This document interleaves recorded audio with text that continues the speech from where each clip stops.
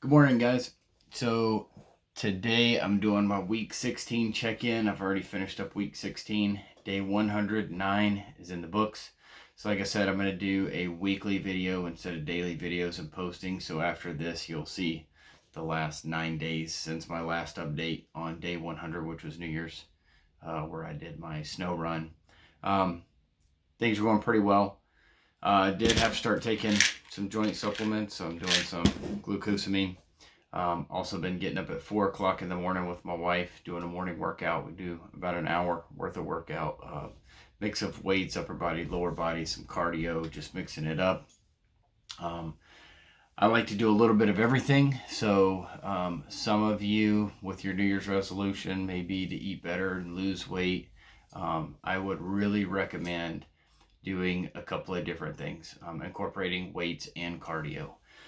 Cardio is great for the ticker, keeps the heart strong. However, if you are trying to lose a ton of weight and burn a bunch of fat with cardio, good luck. It takes a lot of cardio time to really burn fat. Muscle is a lot better. So really recommend cardio. It's great for you, helps your endurance. However, you're not going to see the fat loss that you really want with cardio, and cardio makes you extremely hungry. So don't skip out on weights, and do some research. Your biggest muscle groups, those are the ones to work the crap out of, because they're the ones that are going to burn the most fat for you anyway. So like mostly legs, your butt cheeks, that kind of thing. So don't skip leg days, especially if your New Year's resolution includes losing weight. So with getting up at 4 o'clock in the morning, pre-workout is really critical. I am almost done with this can of Bucked Up. This is the Pump and Grind. Pretty good flavor. I'll do like a full review on it at some point in time. They have cheap stuff at Walmart, C4, that actually works pretty good too. Whenever I run out of Bucked Up and it's not on sale, I cruise over to Walmart and get C4. It's cheaper, but it's still great. It works good for me. But Bucked Up had a sale of like 50% off on stuff, so we got like 6 cans. So we have a ton of it. So that's a pre-workout I use if you're looking for a pre-workout to help you get up in the morning, get your day started. The biggest thing with pre-workout is not just the caffeine rush, but it has vasodilators, so it helps open up your blood vessels. And I can tell if I work out with a pre-workout versus without a pre-workout. I'm able to go harder, longer, just because of the blood flow going through the muscles.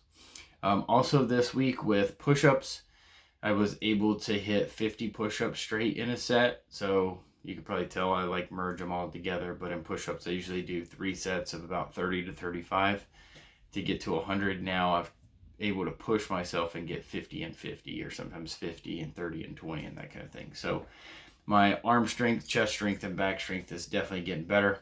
Doing my other supplemental workouts is really helping out with that too. Otherwise, as far as like literature, I'm reading, actually listening audiobooks, Lives of the Stoics by Ryan Holiday. It's a little more biographical, historical kind of account than I originally thought. So, but it's not bad. I would probably do a full review on it at some point later. Did finish Anti-Fragile though. That was a great book. Very highly recommended. Otherwise, we're just cruising on through. So check out the workouts after this if you want to. It'll be kind of a longer video, maybe about 10 minutes if you want to watch it. If not, it might be kind of boring, but I'm going to post it anyway for accountability. So thanks for watching. I hope you guys have an awesome day, and I will see you next week. Take care. Let's say you go into you can do this in a room. It's quite fun to do it just when you're sitting in a room, like a room, maybe your bedroom. You can sit there and just sort of meditate on it and think, okay, if I wanted to spend 10 minutes making this room better, what would I have to do? And you have to ask yourself that, right? It's not a command, it's like a genuine question. And things will pop out in the room that you like, there's a stack of papers over there that's kind of bugging you, and you know that maybe little order there would be a good thing, and there's some rubbish behind your computer monitor that you haven't attended to for like 6 months, and the room would be slightly better if it was a little less dusty and the cables weren't all tangled up the same way. And like if you allow yourself just to consider the expanse in which you exist at that moment, there'll be all sorts of things that'll pop out in it that you could just fix. And, you know, I might say, well, if you were coming to see me for psychotherapy, the easiest thing for us to do first would just be to get you to organize your room. You think, well, is that psychotherapy? And the answer is, well, it depends on how you conceive the limits of your being. And I would say, start where you can start. You know, if something announces itself to you, which is a strange way of thinking about it, as in need of repair, that you could repair, then, hey, fix it. You fix 100 things like that, your life will be a lot different. Now, I often tell people too, fix the things you repeat every day, because people tend to think of those as trivial, right? You get up, you brush your teeth, you have your breakfast, you know, you have your routines that you go through every day. Well, those probably constitute 50% of your life. And people think, well, they're mundane, I don't need to pay attention to them. It's like, no, that's exactly wrong. The things you do every day, those are the most important things you do. Hands down. All you have to do is do the arithmetic. You figure it out right away. So 100 adjustments to your broader domain of being, and there's a lot less rubbish around and a lot fewer traps for you to step into. And so that's in keeping with Jung's idea about erasing once you've got your mind and your emotions together, and once you're acting that out, then you can extend what you're willing to consider yourself and start fixing up the things that are part of your broader extent. Now, sometimes you don't know how to do that. So you might say, imagine you're walking down Bloor Street and there's this guy who's like alcoholic and schizophrenic and has been on the streets for 10 years. He sort of stumbles towards you and, you know, incoherently mutters something. That's a problem. And it would be good if you could fix it, but you haven't got a clue about how to fix that. You just walk around that and go find something that you could fix, because if you muck about in that, not only is it unlikely that you'll help that person, it's very likely that you'll get hurt yourself. So, you know, just because while you're experiencing things announce themselves as in need of repair doesn't mean that it's you right then and there that should repair them. You have to have some humility. You know, you don't walk up to a helicopter that isn't working and just start tinkering away with it. You have to stay within your domain of competence. But most of the time, if people look at their lives, you know, it's a very interesting thing to do. I like the idea of the room, because you can do that at the drop of a hat. You know, you go back to where you live and sit down and think, okay, I'm going to make this place better for half an hour. What should I do? You have to ask, and things will just pop up like mad. And it's partly because your mind is a very strange thing. As soon as you give it a name, a genuine aim, it'll reconfigure the world in keeping with that aim. That's actually how you see to begin with. And so if you set it a task, especially, you have to be genuine about it, which is why you have to bring your thoughts and emotions together, and then you have to get them in your body so you're acting consistently. You have to be genuine about the aim, but once you aim, the world will reconfigure itself around that aim, which is very strange. One of the things that's very strange about a phoenix is that, well, it's immortal, but in a strange way, you know, it lives and lives, I think, 100 years, and it gets older and older, and then one day, poof, it bursts into flames and turns into an egg, and then you get a new phoenix. So that's a symbol of transformation. It's a symbol of transformation. The bird is a spirit or psyche. And so here's what it means, in part. You know how when you learn a lesson in your life that's not very pleasant? Right? It's not like when you learn something important, it's the best day of your life. It's often, the importance of what you learn is often proportionate to just how wretched it is to learn it. You know, you learn things the hard way. You learn things by getting hit, because obviously, if what you're doing is working, you get what you want. There's no learning in that, and that's happy. It's when you're doing something and you hit an obstacle, and maybe you bloody well hit it hard, and then, you know, you recoil, and then you down into the depths you go, and you have to sort yourself out, and you realize that you're, you know, this particular kind of idiot, and that you should probably fix that, and that's really annoying and difficult, and, you know, and maybe you're down in the dumps and anxious for quite a while, and then you get it repaired more or less, and, you know, you put yourself back together. That's the phoenix. Poof, into flames, bang, egg, new you. And so, that's the ability to learn. Now, human beings are very strange creatures, right? Because we're very malleable compared to most animals, like grizzly bears now and grizzly bears 1,000 years ago. It's like, whatever. They're the same thing. They do the same thing. There's no transformation. But human beings, we have this massive brain. And, it's a pain because it means you have to take care of human children until they're 40. And that's a big burden. And so, we pay a big price for it. It also makes childbirth very difficult. And it's costly. You have to eat a lot because you have a big brain because it uses up a lot of energy. And so, you pay a price for it. But the advantage is you're plastic. You can learn. Now, learning is a strange thing because you can think of it as just acquiring more information. But you could also think of it, and this is more accurate, as finding out something that you're doing wrong, so that's sort of built into you, like a character element of your character, a presumption of your perception, or a deep habit. It's really built into you. It's a neural structure, right? It's alive.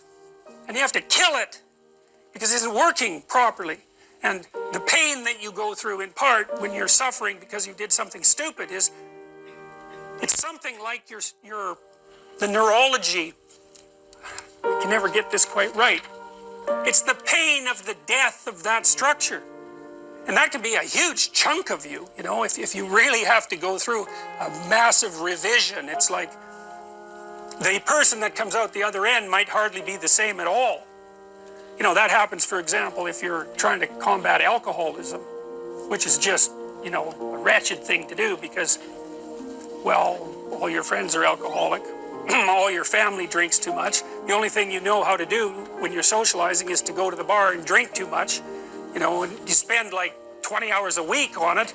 It's like, it's not just that you're addicted to the substance. It's like, that's how you live. And so if you want to stop being an alcoholic, not only do you have to stop drinking alcohol, but you have to stop seeing all your drunk friends, and maybe you've had them for your whole life, and you have to have continual battles with your drunk family, and then you have to figure out something to do with that 20 hours that's now like hanging around your neck like an albatross.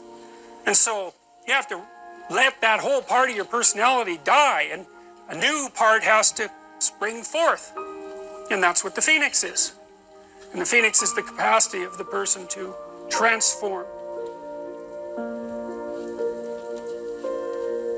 You have all seen this video where you watch the basketballs being tossed back and forth between members of the white team versus the black team, and while you're doing that, a gorilla walks up into the middle of the video and you don't see it. It's like, if you thought about that experiment for about 5 years, that would be about the right amount of time to spend thinking about it. Because what it shows you is that you see what you aim at.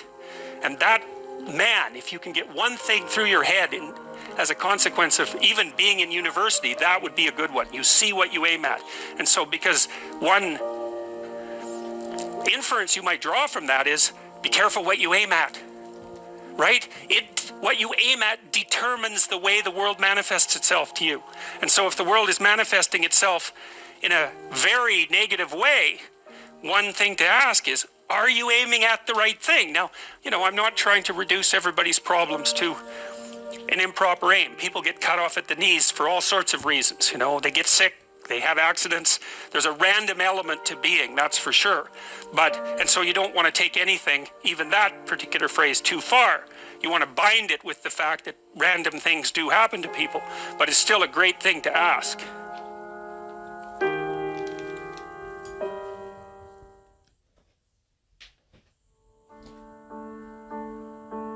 To navigate, there's two things you need to know. The first is, where the hell are you? Exactly, precisely, right? Razor sharp. What's good about you and what's bad about you? By your own reckoning. You don't have to, you can ask other people, but this is a game you play yourself. It's like, as far as I'm concerned, I'm taking stock. What is it that's okay about me and what needs some work? And you got to watch to not be too self-critical when you're doing that too, because that can just be another kind of flaw. And then the next is, okay, well, where are you going? What's your destination? Well, and that's what the frame is. Now, you can do that in a very sophisticated way. And you do that by thinking consciously about who it is that you are in an articulated manner and where you want to go and why and how you're going to get there. And people hardly ever do that. That's come as such an absolute shock to me as an educator. Because one of the other programs, I use this in my classes. One of the other programs in this suite of programs is called the Future Authoring Program, and I started developing it in my Maps of Meaning class, which is where some of this material is from. And I got students to write about their past. It's like, okay, we're talking about stories, so let's tell your story. Who are you? How did you get here? And what are you now? That usually helps people put things to rest, although it's quite stressful while you're doing it. Stress goes up when you're doing it, and maybe you feel miserable for a couple of weeks, and then stress goes down and it stays down. So that's also why people don't do it, because who the hell wants to have their stress go up? But if it's temporary, it's a sacrifice. So then the next issue is, well, where are you going? And one of the things that, and this I cannot understand, is students that have been in the education system for 15 years, 14 years, high-end students, most of them, not once in their whole bloody life did anyone ever get them to sit down for like a day and say, all right, justify your existence. Like, well, seriously, it's like here you are in university, you're taking a bunch of courses, you've got some sort of vague career plan. It's like, defend the damn thing a bit, since you're going to go live it and everything. You're staking everything on it. It's like, what's your damn plan? And why are you so convinced that it's not the plan of a babbling fool? Because if you haven't thought about it, then it is. And if you really want to go out there and live that out, one of the things Carl Jung said was that you're in a story, whether you know it or not. And then he made two nice comments about that.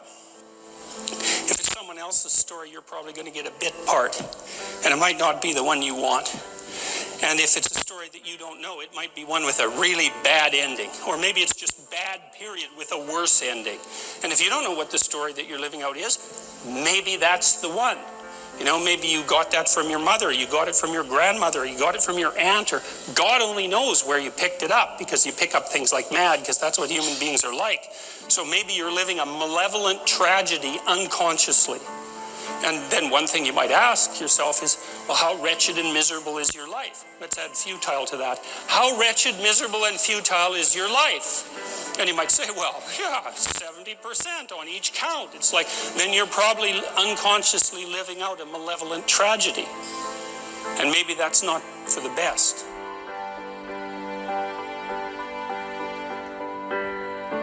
So anyways, we got students to start writing in detail about not what they wanted. It's not a career thing. Because that's the closest people usually get, is they have a career plan. It's like, no, it's not a career plan. That's peripheral. Important, but peripheral. It's like, all right, you got 3 years, man. You're going to live them anyways. Devote those 3 years to setting the world up around you so that it's the best it could possibly be for you. As if you were taking care of yourself, as if you cared for yourself. Well, what would that look like? Let's say, just for the sake of argument, if you figured out where you were, that you could have what would be best for you. Well, what is that? I bet you never asked. People don't ask. And so life comes at them like random snakes, and they sort of fend them off. And life goes by, and things don't work out the way people expected them to. But a huge part of that is they didn't know where they were, because they wouldn't look, or didn't know that they should look.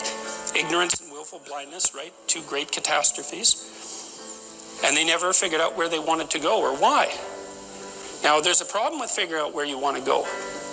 And the problem is that you make your conditions for failure clear to yourself.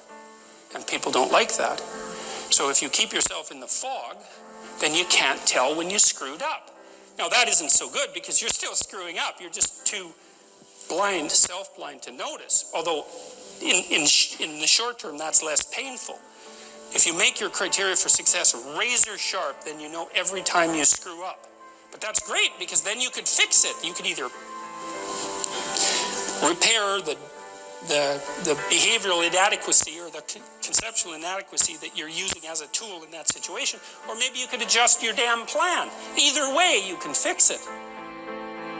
Abraham is self-conscious, that's what this commentary says, but the thing is he moves forward despite that. He's self-conscious and he knows the danger, but he moves forward despite that. And that's actually the appropriate response in the face of actual non-naive understanding of what constitutes life. Like if you're naive and you move forward, it's like, well, what the hell do you know?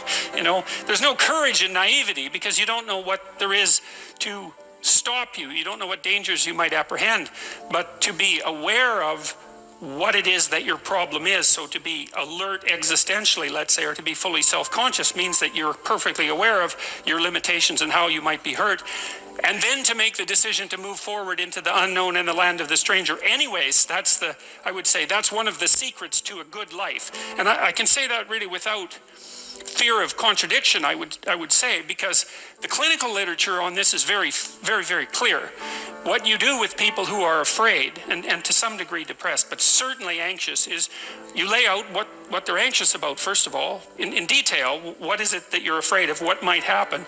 And then you decompose it into small problems, hypothetically manageable problems, and then you have the person expose themselves to the thing that they're afraid of, and what happens isn't that they get less afraid. That isn't what the clinical literature indicates exactly. What happens instead is they get braver. And that's not the same thing, right? Because if you get less afraid, it's like, well, the world isn't as dangerous as I thought it was, you know, silly me. If you get braver, that's not what happens. What happens is, yeah, the damn world's just as dangerous as I thought, or maybe it's even more dangerous than I thought, but it turns out that there's something in me that responds to taking that on as a voluntary challenge and grows and thrives as a consequence. And there's no doubt about this. Even the psychophysiological findings are quite clear. If you impose a stressor on two groups of people, and on one group the stressor is imposed involuntarily, and on the other group the stressor is picked up voluntarily, the people who pick up the stressor voluntarily use a whole different psychophysiological system to deal with it. They use the system that's associated with approach and challenge, and not the system that's associated with defensive aggression and withdrawal. And the system that is associated with challenge is much more associated with positive emotion and much less associated with negative emotion. It's also much less hard on you because the defensive posturing system, the prey animal system, man, when that thing kicks in, it's all systems are go for you, you know. The gas is pushed down to the pedals pushed down to the metal, and